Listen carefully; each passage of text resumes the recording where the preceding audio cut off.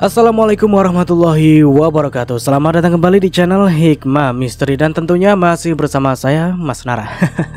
Apa kabar kalian semua? Semoga selalu baik-baik saja, sehat badannya, dilimpahkan rezekinya, dan dihindarkan dari segala mara bahaya. Amin. Di kesempatan kali ini saya akan menceritakan sebuah cerita drama rumah tangga dengan judul Ibuku Perebut, melanjutkan dari part sebelumnya. Oke, seperti biasa sebelum ke ceritanya, bagi kalian yang belum subscribe channel ini, silahkan bisa subscribe dulu lah. Dan aktifkan lonceng notifikasinya agar kalian tidak ketinggalan cerita menarik dari channel Hikmah Misteri yang akan selalu meributkan hati kalian. Dan jangan lupa juga untuk share and like. Tentunya apa? Tentunya agar Mas Nara lebih semangat lagi untuk menghibur kalian. Oke, kalau sudah, terima kasih. And so, just try keep up with me. Sela menatap tajam Karso yang masih menangis di tempatnya semula. Puas kamu, Mas. Pekik Sela menghentikan tangis Karso. Laki-laki bertubuh kurus itu menegakkan kepala menatap melas ke arah Sela. Ini memang salahku, Mbak. Karso merutuki diri sendiri, menyesali apa yang telah terjadi. Memang. Dan apa yang kamu dapat sekarang, Mas? Kamu tak dapat apapun. Bahkan kamu harus kehilangan darah dagingmu karena kelakuanmu sendiri. Maki Sela air matanya mengalir karena harus dihadapkan kepada pilihan yang berat. Maaf, Mbak. Apa gunanya maafmu sekarang, Mas? Apa? Serga Sela membuang nafas kasar. Sela berusaha melepaskan dirinya dari ikatan yang membelenggunya, tapi sulit. Ikatan itu terlalu kuat mengikat tangan dan kakinya. Sela memeki kesal, hampir frustasi karena tak dapat melepaskan dirinya. Sebenarnya kenapa kamu melakukan ini, Mas? Kamu melukai istrimu, dan sekarang kamu kehilangan anakmu karena ulahmu sendiri. Apa yang kamu cari dengan melakukan semua itu? Sela mencecar, suaranya pun parau. Mereka bilang aku harus membawa anakku pergi, dan mengatakan pada Surti akan menjual anakku hanya untuk menakut-nakuti Mbak Sela. Mas Rido berencana memfitnah Mas Arif agar kalian tidak akan pernah bersatu karena Mas Rido suka sama Mbak Sela. Bahkan aku memukuli Surti sampai pingsan agar Mbak Sela percaya jika Mas Arif adalah penjahatnya. Tapi ternyata Surti lebih dulu menasihati Mbak Sela, yang membuat Mbak Sela ragu akan karakter Mas Rido. Dan itu membuat Mas Rido marah. Tapi aku baru tahu ternyata mereka menipuku. Dari awal memang mereka sudah mengincar anak kami. Tangis Karso. Sela terdiam. Mau marah pun serasa percuma. Semua telah terjadi. Yang dia pikirkan adalah bagaimana cara untuk keluar dari tempat itu, agar bisa segera membongkar kejahatan Rido kepada semua orang. Pintu kembali berderi, sosok Rido terlihat masuk dari arah pintu tersebut. Laki-laki bertubuh tegap itu berjalan menghampiri Sela, membawa sepiring makanan dan air minum di kedua tangannya. Makan dulu, Sel. Kamu pasti belum makan, kan? Ucap Rido seraya menarik sebuah kursi lalu duduk di depan gadis yang masih terikat itu. Sela membuang mukanya saat Rido hendak menyuapkan sesendok makanan ke mulutnya. Ayo dong, Sel. Aku gak mau nanti kamu sakit. Rayu Rido. Sela tetap melengos dan enggan menerima suapan dari Rido. Oke. Kalau itu mau kamu, gak usah makan sekalian. Brak. Suara pecahan piring yang Rido banting refleks membuat kedua mata Sela terpejam. Brak. Angkat tangan. Sela, bahkan Rido dan Karso sontak terkejut. Mereka menoleh bersamaan ke arah seorang polisi yang menodongkan senjata berapinya ke arah Rido. Rido mengangkat kedua tangannya di atas kepala, sedangkan Rojali dan kedua temannya telah berhasil diringkus oleh polisi yang lain. Kamu gak apa-apa, Sel? Arif berhambur ke arah Sela dan berusaha melepas tali yang mengikat Sela saat itu. Sela menggelengkan kepalanya. Ia tak dapat menahan air mata. Begitu mata itu menangkap sosok Arif telah berada di hadapannya. Plak! Tamparan Bude Lilis terdengar nyaring di salah satu pipi Rido, hingga meninggalkan bekas merah di pipi putih itu. Begini ternyata kamu di belakang ibu. Sejak kapan kamu belajar jadi penjahat, Rido? Pekik Bude. Wajahnya memerah padam antara malu dan kecewa saat mengetahui perlakuan anak semata wayangnya itu. Maaf, Bu. Rido memelas, menyatukan kedua tangannya ingin berlutut di hadapan ibunya, tapi seorang polisi telah lebih dulu meringkusnya. "Bude," Sela meraih tangan Bude Lilis. "Kamu baik-baik saja sayang? Maafkan Bude yang telat menyadari ini." Bude memeluk lalu mencium kening dan pipi Sela berkali-kali. "Maaf Bude, jika Mas Rido harus..." "Nggak apa-apa sayang. Mereka yang bersalah harus mendapatkan hukuman," ucap Bude Lilis, tapi Sela tahu ada guratan kesedihan yang mendalam di balik ketegaran budenya saat itu. Arif melepaskan ikatan Karso. Meskipun Karso saat itu menjadi sandera, tapi polisi juga membawa Karso ke kantor polisi karena sempat terlibat dengan persekongkolan jahat antara Rido dan ketiga kawannya. Setelah melakukan penyelidikan dan pengusutan yang cukup memakan waktu, akhirnya bayi Surti kembali kepada ibunya dalam keadaan selamat. Bersyukur, bayi itu belum sempat dijadikan tumbal oleh pembelinya, yang merupakan pengusaha besar di sebuah kota yang cukup jauh dari tempat tinggal mereka. Pembeli dari bayi itu pun telah ditahan polisi atas tuduhan kasus perdagangan anak. Dan dari pengakuan pembeli tersebut, sangatlah mengejutkan, karena di zaman yang sudah maju dan modern ini, ternyata masih ada seseorang yang mempercayai atas adanya pesugihan dan tumbal. Rido dan Karso telah ditetapkan sebagai tersangka setelah menjalani beberapa persidangan. Begitu pula Rojali dan kedua kawannya. Mereka semua telah beberapa bulan menjadi penghuni jeruji besi, dan mereka harus melewati 7 tahun kurungan penjara atas kasus yang sama, yaitu penculikan dan perdagangan anak.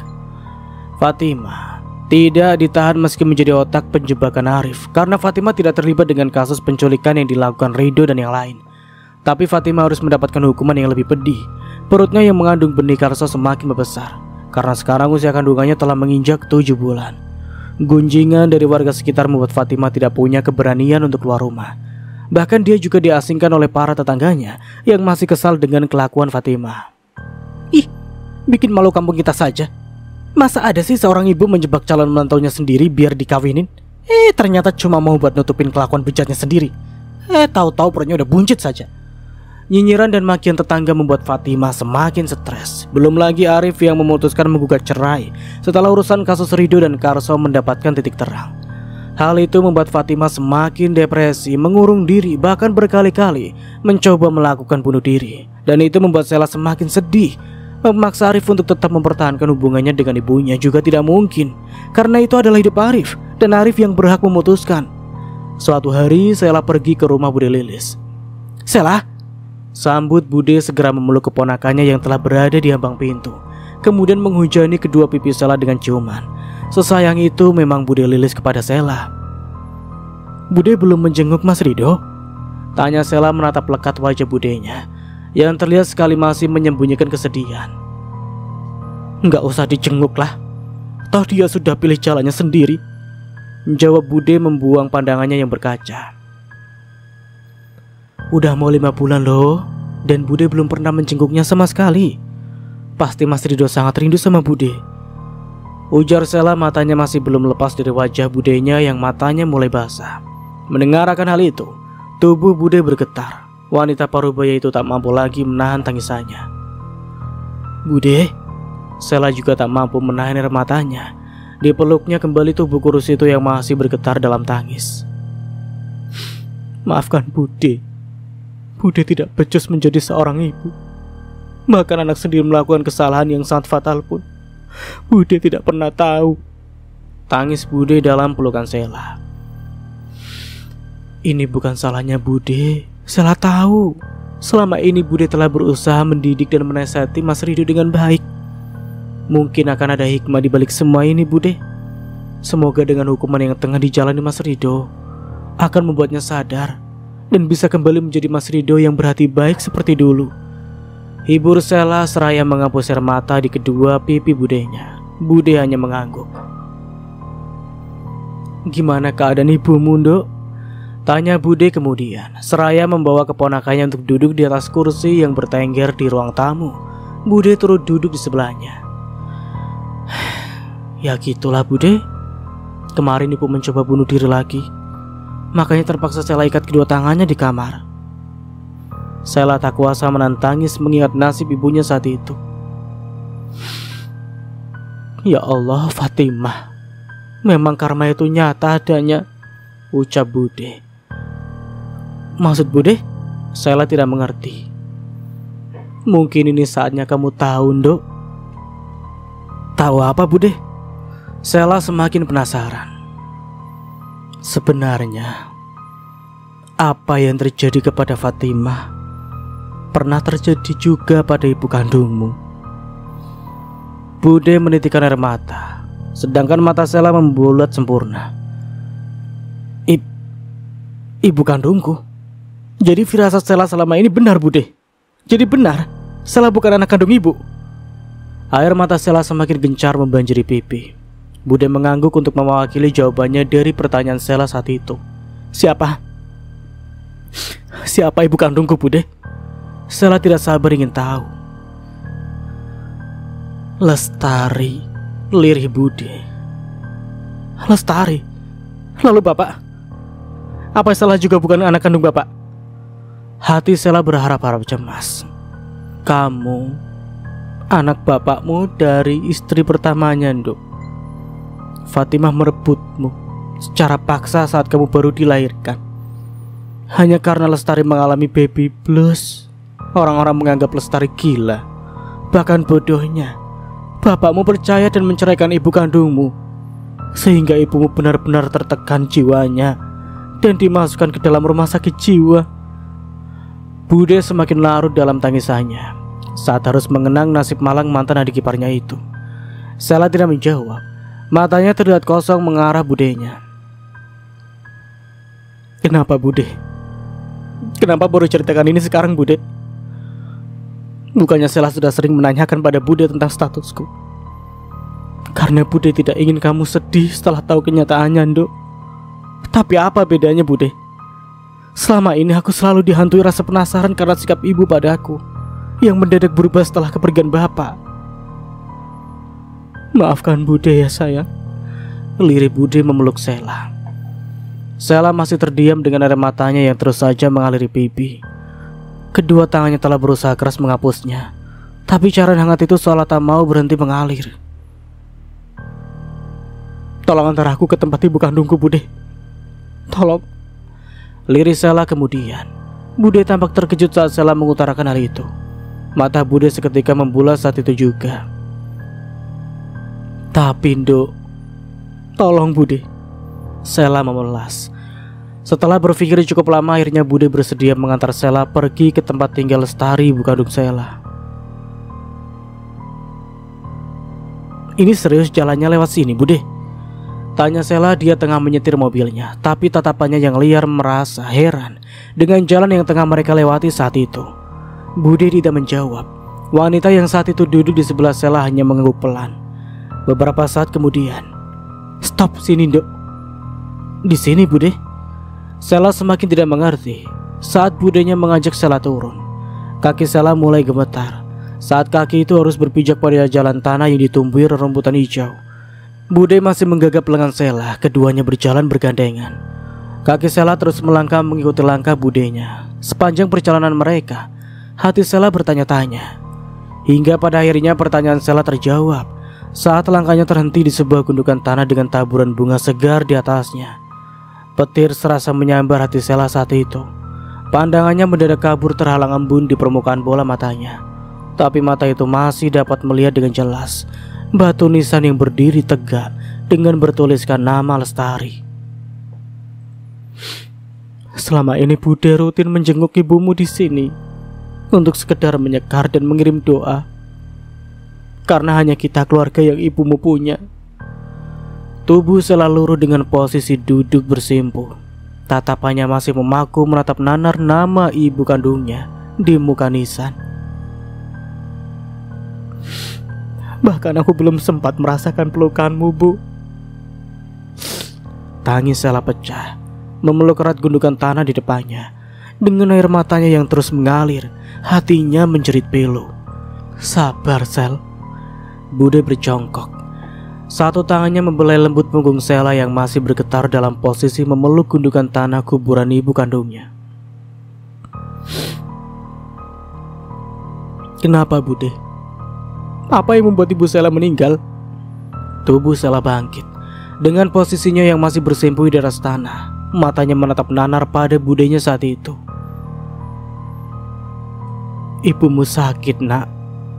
Saat di RSJ, Dia selalu berusaha mengakhiri hidupnya. Dan tangis Sela kembali pecah. Dia tidak berani menyimpulkan kalimat budenya yang terputus. Kapan itu Bude? Kapan ibuku meninggal? Tanya Sela dalam tangisannya. Sudah lama sekali, Nduk. Bahkan dulu kamu masih sangat kecil, jawab Bude. Sela terdiam. Ia menoleh kembali kepada nisan ibunya lalu mengambil posisi semakin mendekat. Assalamualaikum, Bu. Suara Sela terasa tercekat di tenggorokan. Air matanya mengalir semakin deras. Dengan lembut ia mengusap nama ibunya di muka nisan. Maaf ya, Bu. Sela baru jenguk ibu sekarang. Sela janji setelah ini Sela akan lebih sering jengukin ibu di sini. Ibu baik-baik di sana ya, ucap Sela kemudian, berusaha menegarkan dirinya sendiri. Setelah cukup lama menumpahkan kerinduan pada makam ibunya, Sela dan Bude memutuskan untuk pulang karena waktu telah menjelang sore. Bude memapah tubuh Sela yang melemas karena terlalu syok saat harus menerima kenyataan yang ada. Kamu tenangkan diri dulu, Sel, saran Bude setelah keduanya berada di dalam mobil. Sela hanya mampu berdiam menerima nasib diri. Seperti apa wajah ibu, Bude? Apa dia cantik? Tanya Sela setelah cukup lama hening, disertai derayan air mata. Bibirnya tersenyum, seolah membayangkan gambaran wajah ibunya yang mulai ia rindukan. Mirip kamu, Nduk. Sangat persis. Bahkan kelembutan dan kebaikan hatinya pun sama sepertimu. Tapi sayang, kebaikan ibumu disalahgunakan oleh Fatimah. Ibumu dan Fatimah tadinya adalah teman baik. Tapi entah apa yang merasuki hati bapakmu, sehingga dia juga ternyata menikahi Fatimah di belakang ibumu. Mata Sela terbelalak saat mendengar penuturan dari budenya. Kenapa bapak seperti itu, Bude? Tanya Sela sontak mengagetkan tubuhnya menghadap Bude. Ia tak habis pikir. Pasalnya selama ini Sela hanya tahu jika bapaknya adalah sosok yang begitu baik di matanya. Entahlah, Nduk. Bude juga tak habis pikir. Awalnya pernikahan bapakmu dan Fatimah tidak ada yang tahu. Hingga akhirnya ibumu tahu dengan sendirinya saat tengah hamil besar, yang membuatnya stres hingga kontraksi sebelum waktunya. Mungkin karena itu dia begitu tertekan hingga mengalami baby blues setelah kamu lahir.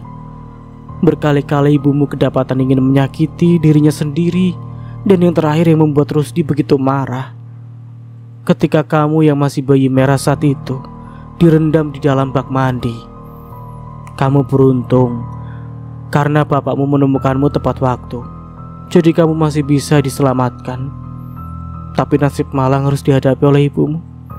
Dia diceraikan, lalu dimasukkan ke dalam rumah sakit jiwa. Dan sejak saat itulah kamu diurus oleh Fatimah. Bude bercerita panjang lebar. Lalu, apa bapak pernah menjenguk ibu di tempat ibuku dirawat? Sela bertanya dengan suara bergetar. Tidak, Fatimah tidak pernah memperbolehkan Rusdi menjenguk ibumu di sana. Malangnya nasib ibu, liris Sela, kembali menghentakkan punggungnya pada sandaran kursi mobil. Kedua tangan meremas wajah cantiknya, bulir bening kembali mengalir deras di kedua pipinya. Sudah ya, tak perlu disesali, tak perlu lagi ditangisi. Yang harus kita lakukan sekarang adalah mendoakan bapak dan ibumu agar mereka tenang di alamnya sekarang. Hibur Bude menepuk lembut pundak Sela. Lalu bagaimana? Bagaimana aku harus bersikap kepada Bu Fatimah sekarang, setelah aku tahu betapa jahatnya dia kepada ibu kandungku? Sela menatap nanar budenya. Dok, Bude tidak menyangka jika keponakannya yang selama ini ia kenal begitu baik ternyata mulai merasa ragu.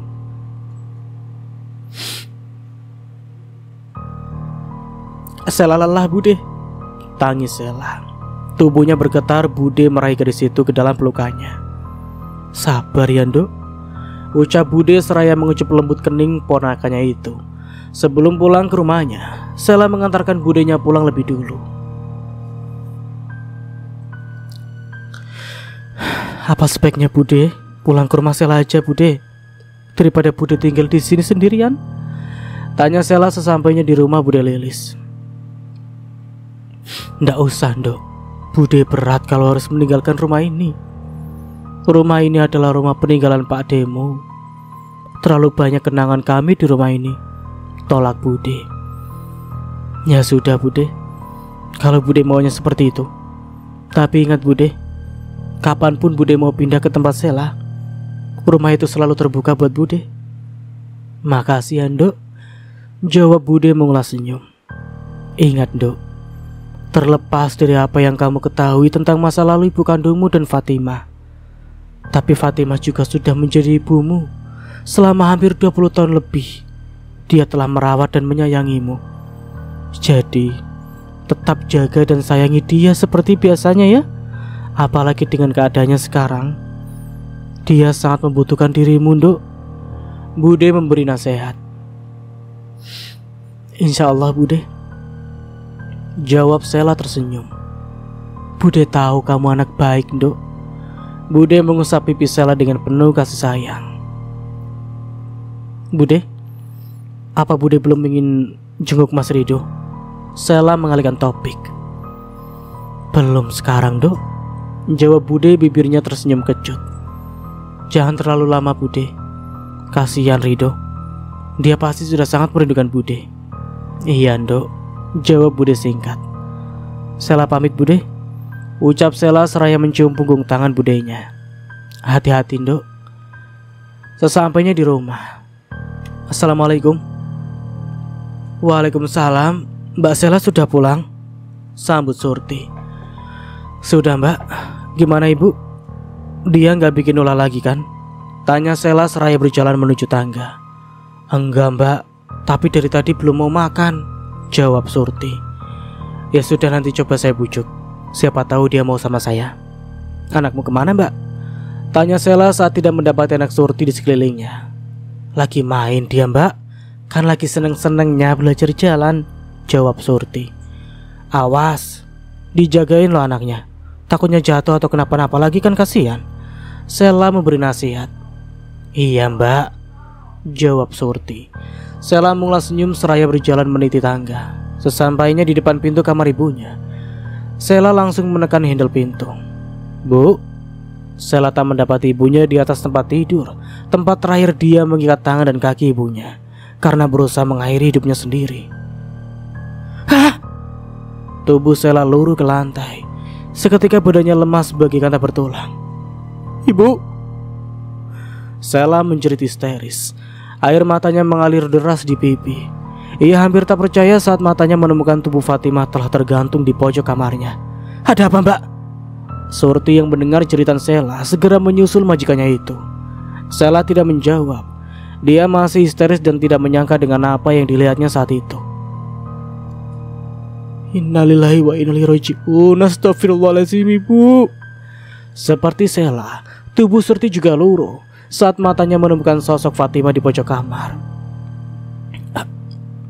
Apa yang terjadi, Mbak? Surti tergagap, lidahnya serasa keluh saat itu. Bukannya menjawab pertanyaan Surti, Sela justru ambruk pingsan di atas lantai. Hal itu membuat Surti semakin ketakutan dan panik, tak tahu harus berbuat apa lagi. Dengan tangan dan tubuhnya yang masih gemetaran, Surti kemudian menghubungi seseorang lewat ponsel miliknya. Halo? Halo Bu Lilis, cepat kesini Bu. Saya takut sekali. Surti berbicara dengan tangis dan suaranya yang bergetar karena begitu paniknya. Ada apa, Surti? Bude mulai cemas. Itu Mbak Sela, lebih baik Ibu datang ke sini saja. Tangis Surti semakin meraung. Apa yang terjadi? Baiklah, saya ke sana sekarang. Tunggu saya ya. Tut. Setelah mendapat telepon dari Surti, Bude Lilis bergegas pergi ke rumah Sela untuk mengetahui apa yang sebenarnya terjadi. Dan sesampainya di tempat tinggal Sela, Bude langsung menuju kamar Fatimah, tempat sumber suara tangisan Surti berasal. Ya Allah, Sela, apa yang terjadi, Mbak? Bude Lilis langsung menghampiri Sela yang sudah dibaringkan oleh Surti di atas tempat tidur. Tapi Sela masih pingsan saat itu, sedangkan Surti masih menangis karena tak tahu harus berbuat apa lagi. Dengan tangan gemetar, Surti menunjuk ke arah Fatima yang sudah tergantung di pojok kamarnya. Astagfirullahaladzim, apa yang terjadi? Bude memekik, saking terkejutnya dengan pemandangan yang ia dapat di pojok kamar tersebut. Saya tidak tahu. Tahu-tahu ibu sudah begitu. Mbak Sela pingsan karena syok melihat ibu, tangis Surti. Kenapa nggak panggil tetangga dan warga dari tadi? Ayo turun dulu, kita panggil warga, biar mereka bisa bantu kita urus Fatimah, ajak Bude sembari melangkah untuk kemudian memanggil warga sekitar. Tak berapa lama setelah Bude meminta tolong atas apa yang terjadi di rumah Sela, warga pun berdatangan. Iya, kasihan ya dia ya, kemakan karmanya sendiri, ucap salah seorang ibu muda yang merupakan warga sekitar. Tolong ya Bu, karma itu bisa berbalik kepada siapa saja. Jadi mohon jaga ucapan kalian. Yang tengah kalian gibahi itu orangnya sudah meninggal. Jadi mohon sedikit menghargai. Jangan sampai Anda juga mendapatkan karma dari mulut Anda sendiri, maki Bude yang merasa geram dengan orang nyinyir tersebut. Seketika wanita itu pun membisu dengan wajah merah padam antara malu dan takut kena karma.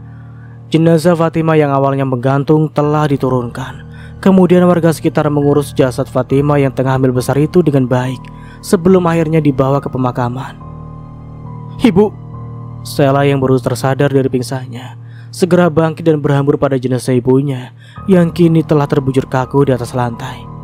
Sabar sayang, sabar, ucap Bude berusaha menegarkan terlepas dari bagaimana sikap Fatimah selama ini. Tapi Sela yang selama ini telah menyayangi Fatimah dengan tulus tidak akan mudah luntur begitu saja. Meski dirinya sudah tahu tentang masa lalu Fatimah dan ibu kandungnya yang begitu kelam, tapi Sela tetap merasa kehilangan atas meninggalnya Fatimah. Terlebih cara Fatimah meninggal yang begitu tragis membuat Sela semakin terpukul. Arif belum kamu kabari? Tanya Bude lirih. Sela hanya menggeleng. Sejak perceraian ibunya, Arif seolah menghindar dan menghilang dari hidup Sela. Bahkan Arif juga resign dari pabrik mungkin karena Arif merasa tidak enak. Bahkan Arif tidak memberikan alasan pasti saat itu. Ya sudah nak, ayo kita urus pemakaman ibumu. Jangan terlalu ditangisi. Biarkan ibumu tenang bersatu dengan bapakmu di surga. Bude kembali memberi nasihat. Sela hanya mengangguk lemas seraya mengusap kasar air matanya yang seolah tak mau berhenti. Sampai akhir proses pemakaman Fatimah usai Arif tetap tidak hadir. Bahkan setelah Bude mencoba menghubungi nomor ponselnya pun ternyata nomor HP Arif sudah tidak aktif lagi. Sudahlah Bude, mungkin memang Mas Arif sudah lelah berurusan dengan keluarga kita, ucap Sela dengan pasrah. Bude nampak sedih. Dengan penuh kasih sayangnya Bude Lilis memeluk Sela dengan lembut. Padahal dalam hati Bude dia ingin sekali melihat Arif dan Sela kembali bersatu. Karena Bude yakin jika mereka berdua masih sama-sama saling mencintai. Singkatnya 1 tahun kemudian, setelah 1 tahun Fatimah berpulang, Sela hanya tinggal bertiga dengan Surti dan anaknya di rumah peninggalan Pak Rusdi bapaknya. Sedangkan Bude hanya sesekali menginap di rumah Sela. Karena seperti kata Bude sebelumnya, wanita paruh baya itu merasa berat jika harus meninggalkan rumah peninggalan suaminya itu. Meskipun ia tidak tega melihat keponakannya saat itu kesepian di rumahnya sehingga saat ini juga. Sela kembali menata hidupnya, kembali bekerja mengurus pabrik bapaknya. Meski sekarang harus ia jalani tanpa Rido dan Arif, rasanya berbeda sekali dari ketika dulu mereka bertiga masih bisa bekerja sama-sama. Tapi itu semua tak perlu disesali. Segalanya sudah terjadi. Yang harus dia lakukan adalah bagaimana membuat pabrik itu tetap maju meskipun tanpa bantuan Rido dan Arif. Bu, hari ini ada meeting penting dengan klien, seorang pengusaha roti yang kemarin mengajukan kerjasama dengan pabrik kita. Susi yang merupakan asisten Sela datang melapor. Iya, atur saja waktunya Sus. Makasih ya, ucap Sela agak malas. Iya, baik Bu, ucap Susi kemudian keluar kembali dari ruangan Sela. Ayolah Sela, kamu harus semangat, ucap Sela pada dirinya sendiri. Jujur Sela merasa begitu kesepian dan kehilangan. Terlebih tentang Arif yang sampai saat ini belum juga ada kabar. Apa kamu sudah lupa sama aku ya mas? Gumam Sela tak terasa air matanya pun mengalir. Seperti yang sudah dijadwalkan oleh Susi, siang harinya Sela harus menghadiri sebuah meeting dengan seorang pemilik pabrik roti. Sela dan Susi sudah cukup lama menunggu sebelum akhirnya dua orang laki-laki muda berpakaian jas rapi datang menghampiri meja tempat mereka tengah menunggu. Maaf, sudah membuat kalian lama menunggu. Dek. Sela begitu terkejut dengan siapa yang menghampirinya saat itu. Dengan menatap nanar ke arah orang tersebut, Sela mulai bangkit dari duduknya. Apa kabar Sel? Sapa salah seorang pria dari dua orang yang baru hadir. Orang itu tak lain adalah Arif. Baik, Sela hanya menjawab sekenanya. Hatinya begitu terluka saat itu. Arif melayangkan tangannya dengan singkat. Sela menjabat tangannya itu, lalu melepas kembali dan duduk di tempatnya semula. Arif dan seorang asisten yang datang bersamanya menempatkan duduk mereka bergabung satu meja bersama Sela dan Susi. Arif sengaja memilih tempat yang berhadapan dengan Sela saat itu. Beberapa saat kemudian, meeting pun dimulai. Arif sebagai pemilik pabrik roti yang sudah cukup sukses saat itu menyatakan keinginannya untuk bergabung dengan pabrik milik Sela agar bisa menjadi pemasok gula di pabrik roti miliknya. Maaf, saya tidak bisa. Kerjasama ini kita batalkan. Ketus Sela seraya bangkit dari tempat duduknya, kemudian melangkah cepat untuk pergi meninggalkan Arif dan yang lain di tempat duduk mereka. Sesaat Arif terdiam di tempat duduknya, membuang nafas kasar menanggapi sikap Sela saat itu, sebelum akhirnya bangkit dari tempat duduknya dan segera mengejar gadis yang masih sangat ia cintai. Sel, tunggu. Lepas mas. Pekik Sela mengibaskan lengannya sendiri saat Arif tiba-tiba telah meraih pergelangan tangannya dari belakang. Maaf karena mas baru muncul sekarang, ucap Arif. Dia mengerti benar mengapa Sela terlihat begitu marah saat itu. Gak perlu minta maaf mas, setiap orang punya haknya masing-masing, ketus Sela tanpa menoleh Arif sedikit pun. Aku pergi bukan karena aku ingin menjauh dari kamu Sel. Justru aku pergi agar aku bisa benar-benar memantaskan diri untuk bersanding denganmu. Maksudmu apa mas? Sela menoleh cepat, nada bicaranya masih ketus saat itu. Bahkan matanya pun mulai berkaca. Tak bisa dipungkiri jika hatinya begitu merindukan Arif setelah hampir 2 tahun Arif menghilang tanpa kabar berita. Ayo kita duduk dulu untuk membicarakan semua ini, ajak Arif. Tangannya menggandeng Sela, lalu membawa gadis itu duduk bersama di sebuah kursi panjang yang tersedia di tempat itu. Sekali lagi mas minta maaf ya. Sela masih belum menjawab. Bahkan matanya yang berkaca masih enggan menatap Arif yang duduk di sampingnya saat itu. Sudah hampir 3 tahun ini aku merintis usaha kue, tapi aku masih merahasiakan itu dari kamu dan yang lain. Awalnya usaha itu diurus sama Gani. Kamu tahu Gani kan, sepupuku? Sela masih belum menjawab, bahkan menoleh pun tidak. Ia masih menanti apa yang sebenarnya akan disampaikan Arif padanya. Arif membuang nafasnya kasar. Aku lakukan itu agar aku bisa memberi kejutan buat kamu. Bukannya selama ini kamu saat ingin punya pabrik dan toko roti sendiri? Sela menoleh cepat ke arah Arif. Tapi kenapa kamu harus resign dari pabrik dan menghilang selama ini mas? Bukankah itu karena kamu sudah gak peduli lagi sama aku? Air mata Sela meluncur cepat di pipi mulusnya. Itu karena aku tidak ingin terus-menerus menjadi benalu di keluarga kamu, jawab Arif membuang pandangannya ke bawah. Siapa yang pernah menganggapmu benalu mas? Pekik Sela. Memang tidak ada Sel, tapi aku merasa jika aku hanya bertahan dan mengandalkan pekerjaanku di pabrik itu, sama saja aku belum bisa memantaskan diriku untuk bersanding denganmu. Kamu tahu sendiri kan, awal mula aku menjadi orang kepercayaan bapak bukan dari kecerdasanku, tapi karena belas kasihan bapak terhadapku. Kenapa kamu bisa berpikir seperti itu sih mas? Sela kembali tak habis pikir. Maaf Sel, tolong kamu jangan salah paham dengan tindakanku ini. Aku hanya ingin membuktikan pada semua orang jika dengan usahaku sendiri pun aku bisa mewujudkan mimpimu selama ini. Hanya itu Sel, hanya itu, ucap Arif dengan nada memohon. Sela begitu terharu mendengar penjelasan Arif saat itu. Ternyata hilangnya Arif selama ini bukan karena dia ingin pergi meninggalkan Sela, justru karena laki-laki yang sangat dicintainya itu tengah diam-diam menyiapkan kejutan kepada Sela, mewujudkan impian terbesar Sela selama ini, yaitu menjadi pengusaha kue. Karena Sela gemar sekali membuat kue selama ini.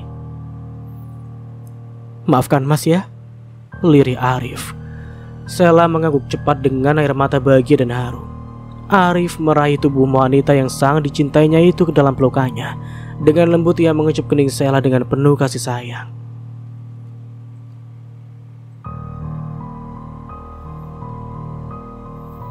Satu minggu pertemuan kami. Setelah sebelumnya kami terpisah hampir 2 tahun lamanya. Dan hari ini Mas Arif membawa aku ke suatu tempat. Tempat yang cukup besar. Tempat itu ramai dengan pekerja. Mesin bahkan oven berukuran besar di mana-mana. Mataku begitu terpesona pada tempat itu. Aroma lezat kue seolah memanjakan indera penciumanku. Sudah cukup lama Mas Arif membawa aku mengitari seisi tempat di dalam pabrik miliknya. Tapi aku masih sangat betah berlama-lama berada di tempat itu. Pabrik itu milik Mas Arif, yang telah ia bangun secara diam-diam dariku. Padahal katanya sudah 3 tahun lebih dia membangun pabrik ini. Dan aku baru tahu. Tapi alasannya membuat hatiku merasa terharu. Dia ingin memberiku kejutan katanya. Karena dia tahu menjadi pengusaha aneka kue adalah impian terbesarku sedari dulu. Bahkan aku pernah berusaha merintis usaha yang sama di luar kota. Tapi harus kurelakan usaha yang sudah mulai maju itu demi bisa mengurus pabrik gula bapak setelah bapakku meninggal.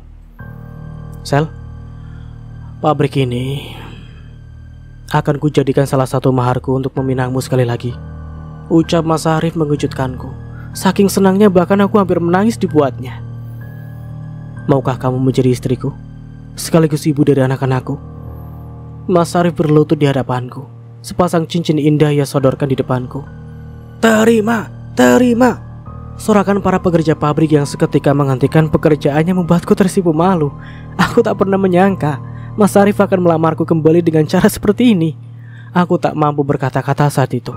Air mata bahagia dan anggukan kepalaku seolah mewakili jawabanku atas lamaran Mas Arif. Mas Arif seketika berdiri bahkan sampai lompat kecil saking girangnya. Semua pekerja bertepuk tangan, turut bahagia dengan kebahagiaan kami saat itu. Mas Arif meraih tubuhku yang masih gemetar karena saking groginya. Dia memelukku dengan sangat lembut, lalu menghujani keningku dengan ciuman yang bertubi-tubi. Makasih banyak. Makasih banyak. Mas Arif melepaskan pelukannya, lalu menggenggam kedua tanganku. Tatapannya menatapku dengan matanya yang berkaca seperti aku. Aku melihat sorot matanya begitu bahagia. Dia kembali memeluk tubuhku dengan eratnya. Ayo, aku tak bisa menunggu lebih lama lagi. Cepatnya aku akan menghalalkanmu. Aku tidak ingin kegagalan terulang kembali, ucap Mas Arif semakin mengeratkan pelukannya. Selamat ya Bu, Pak. Aku dikagetkan oleh para pekerja yang telah menghampiri kami. Lalu masing-masing dari mereka membawa satu tangkai bunga mawar merah favoritku. Iya, sama-sama, makasih banyak ya, ucapku bahkan saking banyaknya karyawan yang memberi ucapan selamat. Kedua tanganku sampai kewalahan menampung mawar-mawar indah itu. Dan Mas Arif akhirnya turut membantu. Aku menoleh senyum pada pria di sisiku. Pria yang sangat aku cintai. Bibirnya melukis senyum. Keesokan harinya, aku pergi berkunjung ke rumah Bude. Ada apa Bude? Aku bertanya dengan cemas saat kusadari wajah Bude sembab saat itu. Tak ada, Nduk. Bude memang selalu mengelak, tapi aku tahu dia tengah merindukan anak semata wayangnya. Bagaimana tidak? Sudah hampir 2 tahun Mas Rido berada di dalam tahanan. Tapi Bude belum pernah satu kali pun menjenguknya. Hanya karena ingin menjaga perasaanku. Padahal berkali-kali juga aku mengajak Bude untuk menjenguk Mas Rido. Tapi Bude selalu bilang, belum sekarang. Lalu kapan? Ini sudah hampir 2 tahun. Setelah cukup lama aku membujuknya, Bude akhirnya luluh. Wanita parubaya itu mengakui seberapa rindu dan tersisanya beliau selama ini. Maaf Bude, ucapku. Aku merasa bersalah. Bukan salahmu, Nduk. Selalu itu jawaban yang kudengar dari lisan wanita paling bijaksana yang pernah aku temui, Bude kesayanganku. Hari itu juga kami berkunjung ke kantor polisi tempat Mas Rido ditahan. Ibu, aku tak kuat melihat pemandangan itu. Mas Rido segera berhambur ke dalam kaki Bude saat dia baru masuk ke dalam ruang besuk. Tempat aku dan Bude menunggunya cukup lama. Aku mengusap lembut punggung Bude yang bergetar. Aku duduk di sebelah Bude saat itu, Bu, apa ibu sudah sangat membenciku sehingga ibu tak pernah datang berkunjung? Ucap Mas Rido dalam tangisnya. Masih dapat kulihat mulutnya mencium sepasang kaki Bude bergantian. Bude belum menjawab. Tampaknya hati Bude begitu terpukul hingga suaranya tak mampu keluar dari mulutnya. Aku perlahan bangkit dari dudukku. Perlahan kuangkat tubuh Mas Rido yang terlihat kurus, berbeda sekali dengan tubuh Mas Rido yang dulu. Setahun lebih berada di balik jeruji besi telah menghilangkan otot-otot kekar yang dulu terlihat begitu menonjol dari lengan dan dadanya. Ayo Mas, berdirilah. Ucapku. Tubuh Mas Rido bergetar. Matanya yang masih basah terlepas dari sosok Bude yang bahkan belum berani menatap wajahnya. Mata Bude yang basah menatap kosong ke depan tanpa menoleh anaknya sama sekali. Aku mendudukkan tubuh Mas Rido tepat berhadapan dengan ibunya. Lalu aku kembali duduk pada tempat dudukku semula. Bu, Mas Rido menggenggam telapak tangan ibunya yang diletakkan di atas meja. Seketika tangis Bude pecah. Begitu pula dengan Mas Rido saat itu.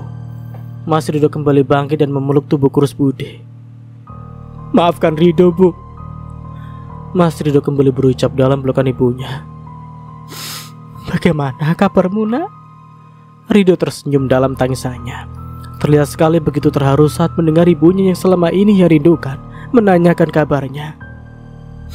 Aku sangat merindukanmu, Bu. Ucap Rido kemudian mengecup punggung tangan ibunya berulang-ulang. Maafkan aku, Bu. Bude mengangguk cepat. Air matanya meluncur di pipi anak dan ibu itu kembali berpelukan. Bagaimana kabarmu, Mas? Aku membuka suara. Tidak baik, Sel. Tapi aku pantas mendapatkan semua ini, jawab Mas Rido menoleh pada aku. Maafkan atas segala tindakanku selama ini, ucap Mas Rido kepada aku. Aku sudah memaafkanmu kok, Mas. Ya, kamu harus menjalani hukuman seperti ini. Ujarku merasa tidak enak sebenarnya. Tapi aku ingin Mas Rido kembali menjadi Mas Rido yang baik seperti dulu. Aku harap hukuman ini kembali merubah akhlaknya. Aku pantas mendapatkan ini, Sel. Kamu juga gak perlu meminta maaf. Ini bukan salahmu, jawab Mas Rido membuatku merasa lega. Kamu harus bersikap baik di sini, Mas, agar dapat meringankan hukumanmu. Aku memberinya nasihat. Insya Allah, Sel, jawabnya mengulas senyum pada aku. Bagaimana kamu dan Arif? Mas Rido mengalihkan topik. Sela dan Arif akan segera menikah, Nak. Aku harap kamu juga mendukung dan mendoakan mereka berdua ya, agar pernikahan mereka langgeng. Bude menjawab pertanyaan Mas Rido. Saat kalimatku harus terpotong karena aku harus bingung akan menjawab apa. Oh ya, selamat ya, Sel. Semoga pernikahannya sukses, dan semoga pernikahan kalian bisa langgeng sampai kakek nenek. Mas Rido terlihat girang. Makasih ya, Mas, ucapku. Maaf ya, gara-gara aku pernikahanmu harus tertunda sampai sejauh ini. Mas Rido menunduk. Bukan salahmu kok, Mas. Mungkin ini adalah bagian dari ujian cinta aku dan Mas Arif. Dengan ujian ini, aku bisa tahu seberapa besar cinta Mas Arif padaku. Ucapku sedikit curhat karena memang hatiku begitu bahagia ketika terkenang usaha Mas Arif untuk memenangkan hatiku selama ini. Jam besuk telah usai. Mas Rido kembali ke dalam sel tempat ia ditahan. Aku dan Bude pamit untuk pulang. Sebelum pulang ke rumah, kami sempatkan diri berziarah ke makam, menjenguk bapak dan kedua ibu yang telah tenang di alam sana. Sesampainya di depan makam, mataku dibuat berbinar dengan keberadaan Mas Arif. Dia terlihat berdiri di makam, menunggu kami tentunya, karena sebelumnya aku telah mengatakan kepada Mas Arif tentang niatku pergi berziarah. Kami bertiga masuk bersama dengan berjalan beriringan. Pertama, kami menuju ke makam Ibu Lestari. Ibu kandungku dan aku baru tahu jika Mas Arif telah mengetahui lebih dulu daripada aku tentang ibu kandungku ini. Dan itulah yang membuatku sempat merasa curiga pada Mas Arif pada saat itu. Perdebatan Mas Arif dengan Ibu Fatima yang aku pergoki ternyata ada kaitannya dengan Ibu Lestari. Selama ini Mas Arif mengorek tentang asal-usulku dari Ibu Fatima. Dan ketika dia sudah berhasil mendapatkan informasi pada aku, dia bingung bagaimana harus memberitahunya kepadaku. Mengingat masa lalu ibuku begitu kelam, mungkin dia tidak ingin aku kecewa dan terluka hanya karena harus tahu jika ibu adalah pasien RSJ yang meninggal karena gantung diri. Nasib kedua ibuku hampir sama tragisnya. Semoga mereka sudah tenang di surganya Allah. Setelah mendoakan dan meminta doa restu kepada ibu kandungku, kami berpindah ke makam ibu Fatimah dan bapak. Makam mereka bersebelahan, jadi kami bisa mendoakan keduanya secara jamak. Tak lupa kami juga menyampaikan berita bahagia kami yang akan segera melangsungkan pernikahan. Selain itu, kami memohon doa restu meskipun mereka telah meninggal. Tapi aku merasa restu mereka sangat perlu. Semoga atas restu mereka hubunganku dengan Mas Arif semakin diperkuat. 1 minggu berselang. Ini adalah hari yang sangat menegangkan, hari di mana Mas Arif akan mengucap ijab kabul di depan penghulu. Tenang, Duk. Bude menenangkanku, menggenggam kedua telapak tanganku yang terasa begitu dingin dan gemetar dari tadi. Bahkan aku sempat meremas-remas kedua telapak tangan itu agar berhenti bergetar. Tapi aku terlalu nervous dan grogi hingga tubuhku bahkan tak mau diam. Rias pengantin dengan pakaian adat keraton lengkap dengan sanggul dan rangkaian bunga kantil telah sedari pagi buta melekat di tubuhku. "Rombongan Arif sudah datang," seru Hana, dia sepupu jauhku. Gadis itu mendongak ke arah jendela aku yang penasaran juga ikut nimbrung. Bibirku tersenyum. Begitu pula dengan hatiku, mataku berbinar saat melihat deretan mobil berhias bunga beriringan memasuki halaman rumahku. Aku dapat melihat mereka dari balik jendela kamarku. Wah, itu mobil yang mau dijadikan mahar, Mbak. Masya Allah, beruntungnya Mbak Sela sudah dapat rumah mewah, dapat pabrik roti, dapat mobil mewah. Bahkan belum uang, mukena, dan perintilan, mahar lainnya. Wah, Hana juga pingin Mbak dapat calon suami yang begitu. Hana meracu membuatku tersenyum geli. "Shh, Hana," bisik Bude, suara Hana terlalu keras. Mungkin Bude khawatir jika rombongan Mas Arif juga mendengar ocehannya. "Apaan sih Bude?" sungut Hana kemudian nyengir kuda pada akhirnya. Bude menempatkan diriku duduk di sisi Mas Arif yang telah duduk lebih dulu, berhadapan dengan penghulu yang akan menikahkan kami. Tubuhku masih gemetar. Dengan perasaan yang panas dingin, kulit Mas Arif menatapku dengan senyumannya yang begitu indah. Penghulu menjabat salah satu tangan Mas Arif. Saat itu hatiku mulai bergetar. Aku tak tahu perasaan apa yang berkecamuk di hatiku saat itu. Antara bahagia, grogi, dan malu menjadi satu. Terlebih banyak sekali sepasang mata yang memperhatikan kami saat itu. Eyang Nirwan, paman dari bapakku yang umurnya tak beda jauh dari bapak, menjadi wali nikahku. Karena hanya beliau saudara laki-laki bapak yang masih tersisa. Nenek dari bapak dulu kebobolan, Eyang Nirwan katanya. Padahal pada saat itu Eyang Buyut sudah mempunyai cucu yang masih kecil-kecil. Jadi walaupun aku memanggilnya Eyang, tapi wajah dan umur Eyang Nirwan belum terlalu tua. Bahkan cenderung masih sehat dan gagah karena jiwa mudanya. Eyang Nirwan adalah ayah dari sepupuku Hana. Kata Eyang aku harus panggil Hana tante atau bule, tapi Hana menolak. Tentulah dia keberatan dengan panggilan itu. Umur Hana bahkan belum genap 20 tahun. Dengan satu tarikan nafas, Mas Arif berhasil mengucapkan ijab kabul dengan benar. Suara sah yang terdengar begitu riuh membuat hatiku semakin bergetar. Setelah kami berdua bertanda tangan bergantian, Mas Arif menyodorkan tangannya ke arahku. Aku meneguk ludahku. Rasanya malu jika harus mencium tangan Mas Arif untuk yang pertama kalinya di hadapan orang banyak. "Ayo, Nduk." Bude mengambil tanganku. Lalu ku kecup punggung tangan Mas Arif dengan takzim. Mas Arif meraih kepalaku dengan lembut, lalu mengecup keningku. Suara tepuk tangan yang begitu riuh tak kuhiraukan lagi. Aku dan Mas Arif sudah halal sekarang. Dan akhirnya, setelah menempuh perjalanan yang begitu sulit, pada akhirnya jodoh pasti bertemu dan bersatu. Dan cerita pun selesai. Oke. Sedikit review dari Mas Nara. Ceritanya cukup epic. Semuanya itu penuh teka-teki dan rasanya gimana ya? Dicurangi orang-orang terdekat. Dia nanti orang-orang terdekat itu pasti gila banget rasanya. Ceritanya cukup menarik dan oke lah, cukup epic. Dan tentunya dari cerita di atas ya, seperti biasa, ambil sisi positifnya dan buang sisi negatifnya. Dan dari saya mohon maaf ya bila ada salah kata atau dalam penyampaian cerita. Akhir kata, wassalamualaikum warahmatullahi wabarakatuh. Sampai jumpa di video berikutnya and see you, bye bye.